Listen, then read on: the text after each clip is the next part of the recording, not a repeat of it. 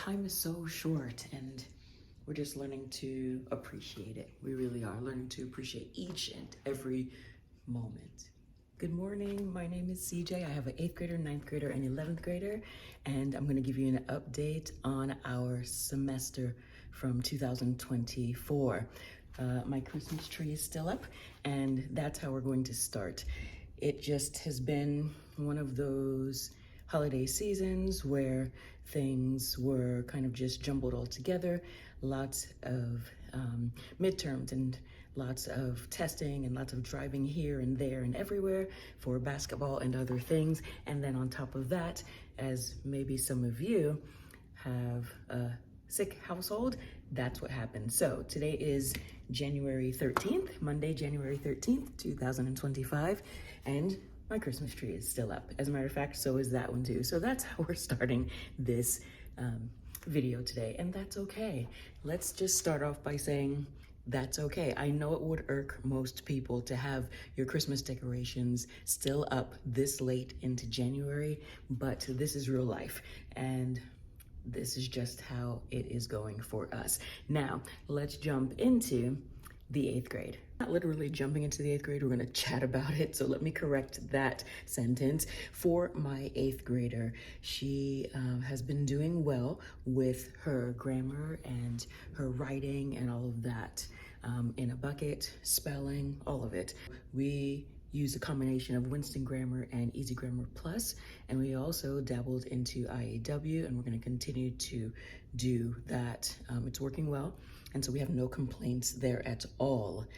Introduction to Chemistry is what she is doing for science through Well Trained Mind Academy, and she's enjoying it. As a matter of fact, we watched a show last night, and she was able to answer many of the trivia questions that was on that show. This semester, 2025, this spring semester, there is no more theater. We have basketball practice, weightlifting, running, the whole team sport. And so she's really thriving there, becoming her own little person in the basketball world. And our homeschooling teams are very large, and so soon we will be competing in tournaments and that sort of thing, but she is really, really enjoying playing basketball. So let's touch on the family subjects for her that she's participating in. Let's start with apologetics. They're all doing apologetics. Last semester was just a hit with apologetics. Educate for Life is what we are using, and I am enjoying it. They're enjoying it. We just learned so much. And the host of Educate for Life is comical and down to earth, well educated, and puts it all together very well. We could not be happier. It is one of those curriculums that a lot of people don't know about, and hopefully a lot of people will know about it now. We just enjoy Educate for Life. All 3 of the kids are doing it, and yeah, we are just loving it. Next one is what my 8th grader is doing alongside her siblings, and that is going very well. I need to do a separate update on the books that I'm using for that. I showed it at the beginning of our school year, but yes, I need to share a better update on that for you guys. So let me put that in my queue to get that out for you. Thank you, Davine from Common the Chaos and Shauna from Homegrown Homeschool for hosting this collaboration. So for history and social studies, we just completed the government portion of Government Economics and Personal Finance by Guest Hollow. Now we, or I should say I, last summer chose to separate the government portion so that we could work alongside the election season, and that worked out well. So it was a cumbersome task, but I'm happy that I did it. And the other thing is that that curriculum is not written for middle school. And I wanted to include her in that election season process, and also the discussions that I was having with my high schoolers and that my husband would come in and chat with us about, and what was on the news and that sort of thing, because it's history in the making, and I thought it was important to include her, not leave her out of the government economics and personal finance portion, even though it's a high school curriculum. And so I just released a video that talks all about how I did that. And I think I have a couple other videos on the books that I use specifically. But if you circle back, I'll put the video right here somewhere. I just released a video on the update of how that was broken down and everything that it entailed for my 8th graders. So be sure to look into that. Basically, whatever was too much or could be possibly over her head, I just excluded it. That's basically the gist of it. But anyhow, I'll put it right here so that you can click on it when you are done watching this video. Let's talk about the subjects that we loop. And these are subjects that we do for a few weeks, we do for a month, we stop, we introduce another subject, put one to the side and come back. So for example, Fine Arts Appreciation by Beautiful Feet. I will show you a portion of that right here. And that one is just beautifully written. We really, really love it. It goes through the ages of music, and some of the things that I'm also adding to that are hymns and then fine art. Now there's some fine art included in the book, but I'm including just some extra light fine art, placing art around the room, speaking on it for just a minute or two, the Charlotte Mason way, Charlotte Mason approach, and it's just been a beautiful little touch. But the Beautiful Feats music appreciation is lovely, so be sure to check that out. Now, I might have to move this camera because the sun is shifting. Good morning, sun. All right, so hopefully you can still kind of see me here. Let's do that. Hopefully that's better. All right, moving on. Right now, my 8th grader and also my 9th grader, they are reading To Kill a Mockingbird. And so I'm going to read a little bit of an excerpt of the literature guide that we are using right now. The United States Deep South in the 1930s was a place fraught with poverty and bigotry. Harper Lee grew up there herself, and she wrote of what she knew when she created Macomb, Alabama as a setting for her classic novel, published in 1960, To Kill a Mockingbird. This is an introduction for using this study guide. You will take notes as you read. There are several pages included for this purpose. You will be taking notes on both of the following concepts: complex personification and dramatic foils. For the purpose of this study guide, we will focus on a literary device that Miss Lee used with striking proficiency: complex personification. We will also examine the dramatic foils among the characters in the story. To Kill a Mockingbird is divided into 2 parts. Part 1 includes chapter 1 to 11. Part 2 includes chapters 12 to 31. Most of the questions in this study guide are designed to be answered from the notes taken as you read. A few questions that are specifically designed to be answered when you finish part 1. And finally, after you finish the book, answer the questions which bring all of your observations together. Personification is the simplest form and a way of attributing human characteristics to an inanimate object. Example: the wind called my name through the window, daring me to leave my work undone and come out to play. Several locations are personified in To Kill a Mockingbird: the Radley house and yard, Mrs. Du Bois' porch and yard, Miss Maudie's porch and yard, and the Eels' house and yard. So this is the well-planned high school forms, and I'm going to be incorporating this with my 8th grader and 9th grader and continuing it on with my 11th grader because we've already dived into this. I now have a book for each of them, and it's a thin book of high school forms and just things that they need to know. When you are outside of the home and the education system, I feel that you hear a lot of these terms and a lot of these things often, like what is the grade point average? How is that calculated? What are elective classes? What is the AP? What does that stand for? What am I supposed to be doing with my portfolio? What is that anyhow? I thought only photographers used a portfolio. So it just has little bits of nuggets for the high school student that we can read together. And it's not going to take that much time, but it's something that I feel is very, very useful.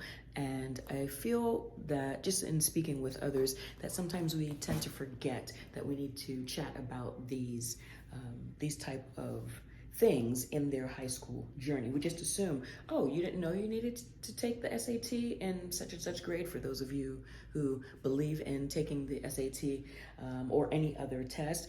What about that quality assessment am I supposed to do? I need to write a letter. A letter for what? Scholarships, just all of those type of things, and just breaking it down and having a guideline, I guess I should say. So I will add this into our loop schedule. And like I said, it's not gonna take that much time, but I feel that it's important for us to add it in now. And I wanted to share that with you. If you would like to see a flip through of this, please let me know. More than happy to do it.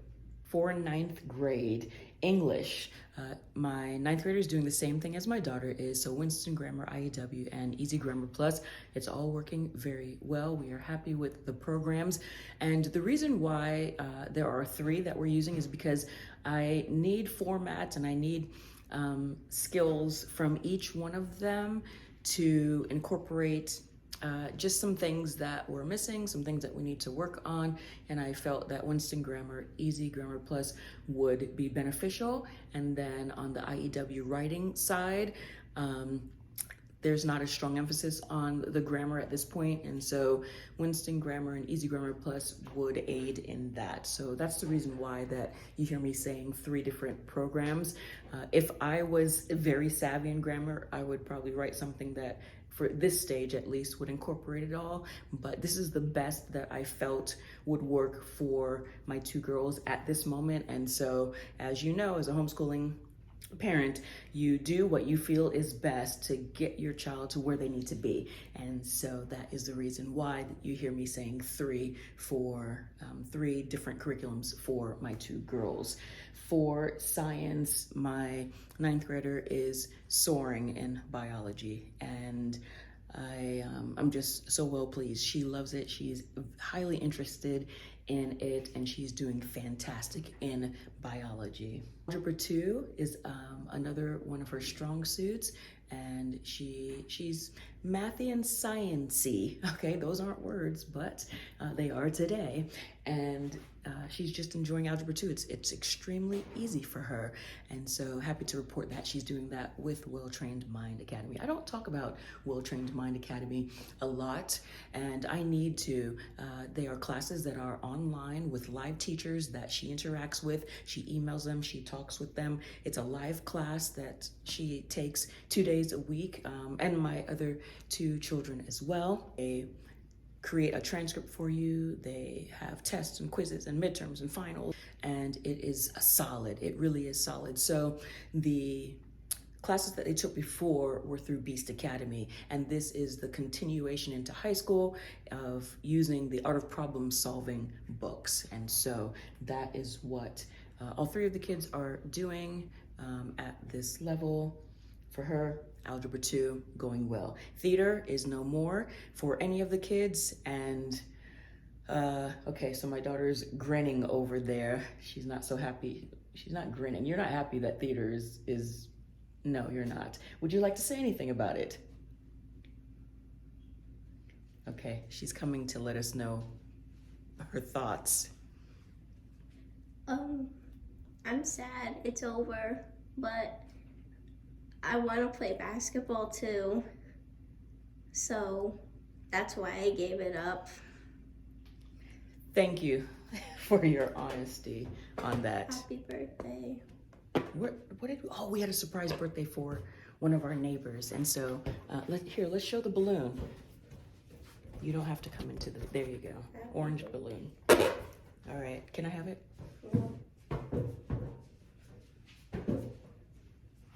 And there you have it. She's not happy theater's over. Neither is my other daughter, my 9th grader. That was my 8th grader. And it's really sad because for the last 2 years we've been doing theater, and we started in 2021 or 2022. Mm-hmm. We're just taking a little break. But we'll be back for the fall semester. Did you talk to Dad about that? Yes. Okay, what did he say? I thought that was what we decided. I don't know if we made any concrete decisions on that, but we will talk about it as a family. We will. All right, there you go. Now I'm coughing. You cough, I cough. Okay, moving on. Let's stay on track here. So, as she mentioned, now that was my 8th grader, by the way. My 9th grader and my 11th grader, they're all playing basketball. If you are on Instagram and you follow me there, you'll see that I post a few basketball things here and there. And basketball takes a lot of time. That has replaced the 4 hours of theater that we were doing. Now we have, how many hours do you think we have of basketball? Well, we have practice. We have week per week. That's it. We have basketball. Well, we have the game. Yeah. Yeah, it takes about 20 of our hours a week, I would say. Easily. So goodbye theater, hello basketball for this season. And I believe I've mentioned everything for my 9th grader. The family subjects are the same as my 8th grader. So the well-trained mind documents and forms that I showed, career exploration, that's the only thing that's different. So apologetics, fine arts, curriculum, health and nutrition by Thrive, career exploration is the only one that I did not mention. My 9th grader and my 11th grader are doing career exploration by Seven Sisters. Career exploration is just a beautifully written program by Seven Sisters that just opens up your mind to other areas in the work field that you may not have thought of, and other things that you can do and explore. And I did a video on it. I'll link it right here somewhere. And I just encourage you to take a look at it and see what it all entails. And so my 9th grader and my 11th grader are doing that this year. That's part of their loop schedule. The other subjects that my 8th grader is doing: apologetics, fine arts appreciation, Thrive, health and nutrition by Not Consumed, and the well-trained mind documents that I showed you will incorporate that this semester, and any read alouds, all of that we're all doing together. That's part of our family subjects. So I won't repeat that for my 11th grader, but my 9th and 11th grader are involved in those loop subjects as well. Let's talk about my 11th grader. Hard to even say he's in the 11th grade and this is his last semester of being in the 11th grade. Let's start with math for him. Geometry through the Well-Trained Mind Academy online program is just doing well for him. No complaints there. So happy to report that. Biology, he's taking biology locally with a very small group of homeschoolers. We have a local scientist that is teaching that course, and it's just so cool to get that hands-on experience with someone who's just really knowledgeable in the area. He took chemistry with the same local scientist last year, and it was just, I think it's turning my son's eyes into, wow, I really, really like science because of how this gentleman teaches and the approach and the hands-on stuff and all the gadgets. And so just happy to have him go to that class. We have good discussions driving over there, and then on the way back, you know, I'm always thrilled to find out what he has learned in biology. And my 9th grader is taking that as well, by the way. I don't know if I mentioned that same biology class that he's taking, my 11th grader, my 9th grader, so they go together. So that's really cool as well. Graphic Design 101 by Film School for Teens. He completed that course just right into the middle of December. It's all done. There's a video here where he gives his perspective on the program, so make sure to check that out for him. And he walks you through some of his projects and things like that. So he'll get a half credit in that. Theater is done for him. However, IEW Medieval Writing is not done. We have another semester to go there for his English writing, and that is going well with him. Most of you are familiar with IEW, so I really don't need to dive into that too much. He is also doing Spanish 1, and he's doing apologetics and basketball and all of the loop subjects. And you know, I cannot complain. The school year is going well for all three. It's picked up with the driving a bit because we have 3 basketball teams. Each of the kids are on 3 different teams. And so we're kind of here, there, and everywhere. And if any of your kids are in any type of sport, from taekwondo to basketball to gymnastics to even pickleball, you know how this goes. You're kind of all over the place. And that is a juggle, but We are learning to enjoy the moment, enjoy driving to the basketball practice, enjoy the fact that you can sit and watch them practice or go to that game or, take their friends with you in the car. The time is so short and we're just learning to appreciate it. We really are learning to appreciate each and every moment. And I think that's it. Did I forget anything? One thing that I didn't mention was ongoing life skills, just things that I try to teach the kids when I'm doing it or when I remember. I'm posting quite frequently about that on my Instagram page every Tuesday. I have something called Teach Them Everything Tuesday. So they're rare life skills that you just don't hear people mentioning or might not be on a list. So last week I posted about memorizing social security number and when you should do that. And then let's see, this week I think it's military time. And so just little tidbits of life skills that are just kind of ongoing that we do. And I do have a life skills book or actually each of the kids have a life skills book, and I do as well, that we go through in our morning meetings. And I've been talking about that book for a while, so I'll share that with you here. But I think that's the only thing that I didn't mention. And that, my friends, is the end of the update. If you have any questions, list them below. I hope this was helpful for you. Stay tuned, become part of the Homeschooling Through High School family, because I just share about the middle school and high school journey. I want to be of help any way that I can. And that's all, folks. All right, so we'll see you next time. Thank you to Devine from Common the Chaos and Shauna from Homegrown Homeschool for hosting this collaboration. Be sure to check out the playlist below.